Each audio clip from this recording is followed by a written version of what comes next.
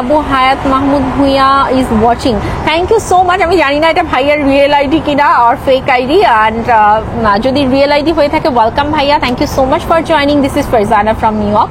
And আমরা কিন্তু কথা বলছিলাম যে আপনার সিনেমা এবং আমাদের দাবি কিন্তু ভাই কোনো ডিরেক্টর শুনছে না, বুঝলেন। আর আমাদের দাবি একটাই, আমরা পাকিস্তানি নায়িকা চাই। এটা কিন্তু কোনো রকম অস্বাভাবিক কোনো বিষয় না, এবং এটা অষ্টম আশ্চর্যও না, নবম আশ্চর্যও না। So I think you can make it happen and you guys can make it happen, যে আমরা পাকিস্তানি নায়িকাটাকে আসলে যারা দেখতে পারি পর্দায় শাকিব খানের সাথে রোম্যান্স করতে এবং খুব সুন্দর একটা ড্রামাতে দেখতে চাই। আমরা হানিয়া আমিরকে দেখতে চাই, অথবা দুরে ফিশানকে, অথবা ইয়েকে মাহিরাকে, সো মাহিরা খানকে। তো দেখা যাক আপনারা কতটুকু কি করতে পারছেন। প্রত্যেকটা ডিরেক্টরেরই একটা নিজস্বতা আছে, যেমন আবু হায়াত মাহমুদ ভুঁইয়া তিনি দেখবা একটা আলাদা জনরার। এবার আমরা তার সিনেমা দেখলে বুঝতে পারবো যে 90 দশকের এরকম একটা সিনেমা যেটার মধ্যে অ্যাকশন আছে, ড্রামা আছে, ফুল প্যাকেজ একটা সিনেমা তিনি কেমন ভাবে তার নিজস্ব স্টাইলে কিভাবে প্রেজেন্ট করছে। আর আবারও বলছি, নতুন ডিরেক্টর আমরা যখন মেহেদীকে যখন আমরা পেলাম তখন কিন্তু আমরা অনেকেই কি করেছি, একটু মানে অবিশ্বাসের চোখে দেখেছি কি করবে না করবে। বাট আমি বরাবরই তোমাদেরকে একটা কথা বলেছি যে সেটে যখন মেগাস্টার শাকিব খান থাকেন তখন প্রত্যেকটা, শুধুমাত্র শাকিব খান না, যে মানে যুগে যুগে যত তোমার বড় বড় মেগাস্টার সুপারস্টার এসছে, কিংবদন্তি যারা আছেন, তারা যখন সেটে থাকেন না তারাই হচ্ছে ডিরেক্টর, ঠিক আছে। তারা তাদের মুভির ডিরেকশন নিজেরাই দেন। তো এটা শুধুমাত্র শাকিব খানের ক্ষেত্রে না, তো সব বড় বড় অভিনেতাদের ক্ষেত্রেই এটা ঘটে। সালমান, শাহরুখ, আমির, শাকিব খান আমাদের। তো মেগাস্টার শাকিব খান যখন সেটে থাকেন, এটা দেখবা যে তোমরা, হিমেল ভাইও এটা বলেছে, মামুন ভাই এটা বলেছে, মেহেদী হাসান হৃদয় ভাই বলেছে, রায়হান রাফি পর্যন্ত বলেছে, তো সবাই বলেছে যে তিনিই সবচেয়ে বড় ডিরেক্টর ওখানকার। সো টেনশন নিবা না, কেউই নেবা না। আমাদের মাহমুদ ভাই যখন ডিরেক্ট করবেন যখন আসলে তিনি সেটে থাকবেন, তখন মেগাস্টার শাকিব খান তার পাশে আছে, তো নো টেনশন, ভালো কিছু হবে। এবং হিমেল আশরাফ আসলে প্রতিবারের মতো একটা সুন্দর অ্যাকশন গল্প নিয়ে, ড্রামাটিক একটা গল্প নিয়ে আসুক, এটাই চাই। হ্যাঁ, যেমন খুনি শিকদারটা আমি দেখেছি অলরেডি, আই ডান, এবং ভীষণ আমার কাছে ভীষণ ভালো লেগেছে খুনি শিকদারটা। তোমরা যে এত বারবার করে বলেছো খুনি শিকদারের কথা, অ্যান্ড রিয়েলি মানে সিনেমাটা শাকিব খানের পুরনো সিনেমাগুলোর মধ্যে আমার কাছে মনে হয়েছে, মধ্যে বলাটা ভুল হবে, বাট আমি যেটা দেখেছি খুনি শিকদার, ও মাই গড, মেগাস্টার শাকিব খানের অভিনয় সেই সময়টা থেকেই কিরকম, মানে কি অনবদ্য তার অভিনয় শৈল, এত এত এত সিগনিফিকেন্ট, মানে অসাধারণ, ইমপ্রেসিভ। তো এরকম, এটা তো আমার ডান, বাট আরো কি কি মুভি আমি দেখতে পারি আমাকে কমেন্টে এখানে লিখো তোমরা। আসলে এই সময়টাতে যে গল্পগুলো তিনি আপাতত সিলেক্ট করছেন, যেমন আপনারা জানেন যে ঠিক মানে 2 ঈদের মধ্যবর্তী সময়ে যে সিনেমাটা হবে, সেই সিনেমাটা কিন্তু খুব গল্প নির্ভর একটা সিনেমা। হ্যাঁ, তো সেই সিনেমাটা সম্পূর্ণ গল্প নির্ভর একটা সিনেমা, এবং আশা করি গল্পের প্যাটার্নটাও ভীষণ স্ট্রং। মেগাস্টার শাকিব খানের অভিনয়ের একটা বিশাল জায়গা আছে, এবং আমরা ঠিক যেরকম চাই একটু গল্প নির্ভর সিনেমা। আসলে দেখো, মারকাট সিনেমা, তারপর হচ্ছে গিয়ে একদমই মানে বিশাল একটা লার্জার দ্যান লাইফ সিনেমা, এগুলো তো আসলে ঈদ বিশেষ সিনেমা এবং একটা টাইমের বিশেষ সিনেমা হয়, সেগুলো তো তিনি করবেনই। বাট যে সিনেমাগুলো তোমার মিডল টাইমে যে আসে গল্প নির্ভর, এগুলো হচ্ছে তাকে অনেক যুগের পর যুগ বাঁচিয়ে রাখবে। এই সিনেমাগুলো মানুষের মনের মধ্যে না গেঁথে যায়। তো এরকম সিনেমা আমার মনে হয় এই সময় এসে তার প্রত্যেক বছরে মিডল টাইমে একটা রাখা উচিত, যেটা আসলে এরকম ডিফারেন্ট গল্পের উপর সে করবে। আচ্ছা, আপু নায়িকা কে হতে পারে? মোবারক সরকার নায়িকা হতে পারে বলতে, নায়িকা হচ্ছে গিয়ে তোমার যতটুকু মনে হচ্ছে ডেফিনেটলি কি পাকিস্তান, কি বলবো, এটা মনে হয় আমাদের চাওয়াই স্বপ্নই থেকে যাবে।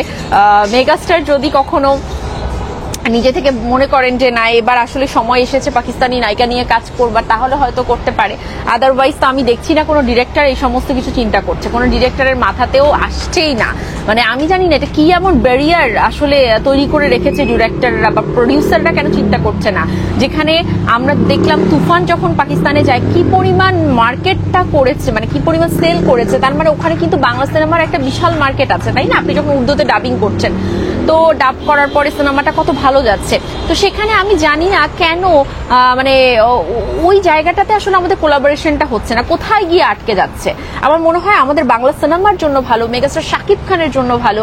তো সবটা মিলিয়ে আসলে পাকিস্তানের এই স্বপ্নটা আদতেই কবে সম্ভব হবে আমি সত্যি জানি না। এটা আসলে খুব আক্ষেপ থেকে বলছি যে কেন চিন্তা করা হয় না, কেন মানে সেখানে ওদের তো বাংলা ভাষা যদি কোনো ব্যারিয়ার হয় এটা আমি মনেই করি না। কারণ পাকিস্তানের যারা এদেরকে বাংলা শেখানোটা মানে জাস্ট একটা তুড়ির ব্যাপার, কোনো ব্যাপারই না। ওদের টোনটাই হচ্ছে আমাদের টোনের মতো, তো মানে ওদেরকে এই জিনিসটা নেওয়া না কোনো ব্যাপার না। এটা তো ব্রিটিশ আমেরিকান কাউকে আপনি শেখাচ্ছেন না বাংলা, যে আমাদের একদমই আলাদাই একটা পুরো জনরাটাই আলাদা। নো, সো আমি জানি না কেন তারা চিন্তা করে না। ছবির নাম আশা করি একটা খুব সুন্দর ছোট্ট একটা নাম দেবে, once upon a time in Dhaka. 90 দশকের একটা গল্প, এবং মানে কি বলবো, 90 দশকের একটা অসাধারণ একটা গল্প, নিশ্চয়ই একদম স্ট্রং একটা গল্প, যে গল্পে মেগাস্টার শাকিব খান। আমি তো ভীষণ ওয়েট করে আছি যে মেগাস্টার শাকিব খানকে কি লুকে আসলে কি বলে, ডিরেক্টরের নাম কি, আবু মাহমুদ মনে হয়, আবু মাহমুদ ভূঁইয়া। তো উনি কিভাবে রিপ্রেজেন্ট করবে, কিভাবে প্রেজেন্ট করবে, এখন আসলে আমার মনে হয় প্রত্যেকটা ডিরেক্টরের জন্য এটার একটা বিশাল প্রেশার, রাইট? কারণ আমরা ইতোমধ্যে তুফানে একটা লুক দেখে ফেলেছি, আমরা প্রিয়তমাতে একটা লুক দেখেছিলাম, আমরা কি বলে বরবাদে তো একদম মানে পুরো ম্যাচাকার অবস্থা লুক দেখলাম, তাণ্ডবে একটা ডিফারেন্ট লুক দেখলাম। তো এই যে একের পর এক আমরা লুক দেখে ফেললাম, দরদে একটা সাইকো লুক আমরা দেখলাম। তো প্রত্যেকটা লুকের পর আমার মনে হয় যে নতুন ডিরেক্টরের জন্য এটা বিশাল প্রেশার, যে আমি কোন লুক দেব ভাই, এই তো মানে চুলচেরা বিশ্লেষণ শুরু হবে।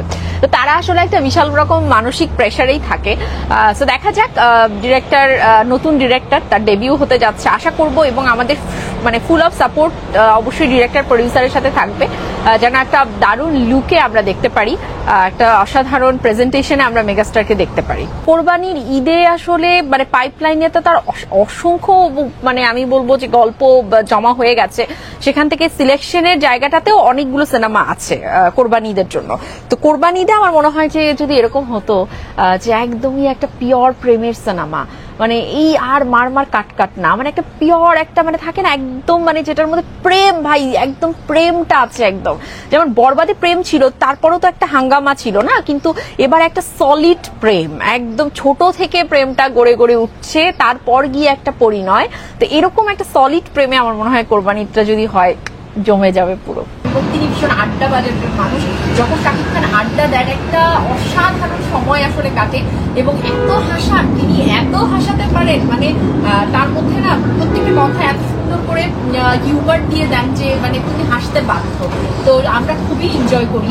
আর যখন সিনেমার কথা ওঠে ভাই, যখন একদম সুন্দর ধরো একটা মানে একটা নর্মাল একটা গল্প বাড়ছে, অ্যাক্ট করে দেখাচ্ছে, মানে এই যে সময়গুলো, মানে আমি মনে করি যে আমার মধ্যে প্রত্যেকটা সাকিবিয়ান আছে, আমি ফিল করি, এবং আমি ওই সময়টাকে অনেক বেশি এনজয় করি, যে ওয়াও, মানে আমরা নিজে মানে চোখের সামনে দেখছি শাকিব ভাই মানে অভিনয় করে দেখাচ্ছে। তো এটা একটা বিগেস্ট একটা ব্যাপার। আপু পাকিস্তানি নায়িকা চাই, মাস্ট বি। ফাইজুল, আমরা তো চাই ভাই, কিন্তু সে চাওয়াটা কি মানে পূরণ করার দায়িত্ব তো হচ্ছে গিয়ে তো ধরো প্রডিউসারের বা ডিরেক্টর বলতে পারে। মেগাস্টার শাকিব খান, এখন আসলে দেখা যাক কতটুকু কি হয়। আমি তো ভীষণ করে চাই রে, মানে তোমাদের মতোই চাই। হানিয়া আমিরকে আমি ভীষণ ভালোবাসি, দূরে ফিশানকেও আমার খুব ভালো লাগে। ভিলেন স্ট্রং চাই, ইয়েস, একদম হাড্ডাহাড্ডি একটা লড়াই আসলে আমরা ভিলেনের সাথে চাই, যাতে একদম লড়াইটা পুরো জমে ক্ষীর হয়ে যায়। যেমন যিশুর সাথে আসলে প্রত্যেকেই আমরা খুব একটা বিশাল হাড্ডাহাড্ডি লড়াই চেয়েছিলাম, যেটা যদিও হয়নি। তো আশা করি এবার অন্তত হবে। কোরবানি ঈদটা ঘিরে আসলে সবার দৃষ্টি, যে কোরবানি ঈদে মেগাস্টার শাকিব খান কাকে শিডিউল দিচ্ছে না, মানে আমাদের প্রিয়তমা খ্যাত হিমেল আশরাফকে, নাকি মেহেদী হাসান হৃদয়কে, নাকি অনন্য মামুনকে, নাকি আসলে কাকে দিচ্ছেন তিনি।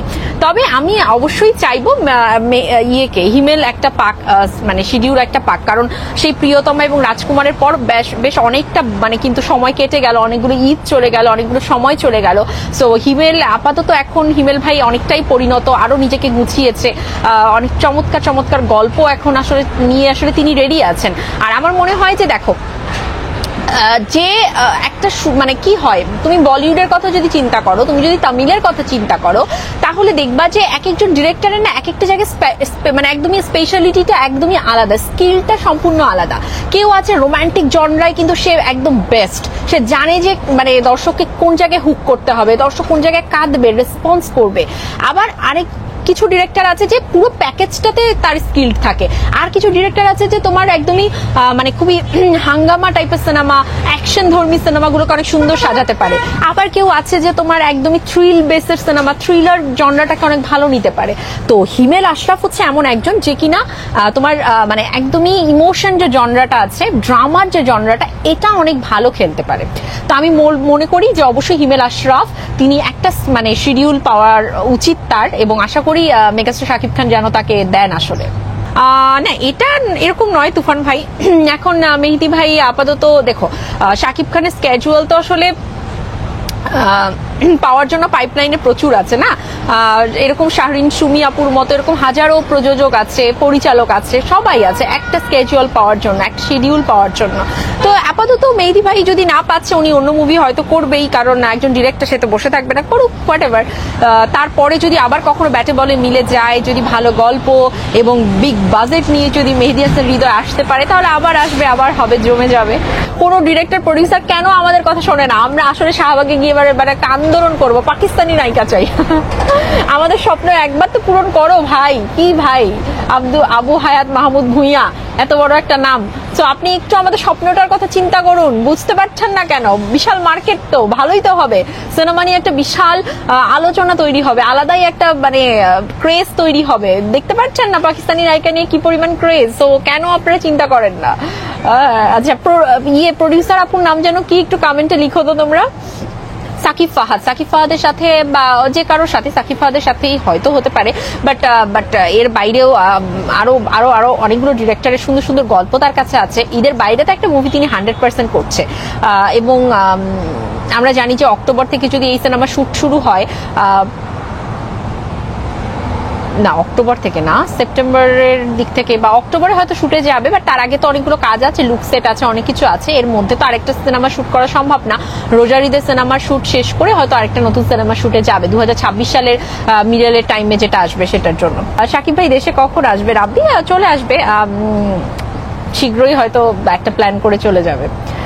2 ঈদে 2টো থাকবে আর একটা মিডল টাইমে থাকবে, 3টার বেশি আসলে মানে সম্ভব না, কারণ একটা সিনেমা ওই আবার আগের মতো হয়ে যাবে। কোয়ালিটি মেনটেন করা ইটস সো টাফ। যখন আপনি দুটো সিনেমা লার্জার দেন লাইফ করছেন, এগুলোর তো প্রত্যেকটারই বিশাল কাজ, ডাবের কাজ আলাদা, সেট লুক সেট করার মাঝখানে অনেক সময় দিতে হয়, আবার মাঝখানে একটা গল্প নির্ভর সিনেমা করলে সেটার প্রিপারেশন আলাদা। তো 3টা সিনেমা অ্যাকুরেট, এর বাইরে ব্যতিক্রম কিছু করতে গেলেই ভেজাল।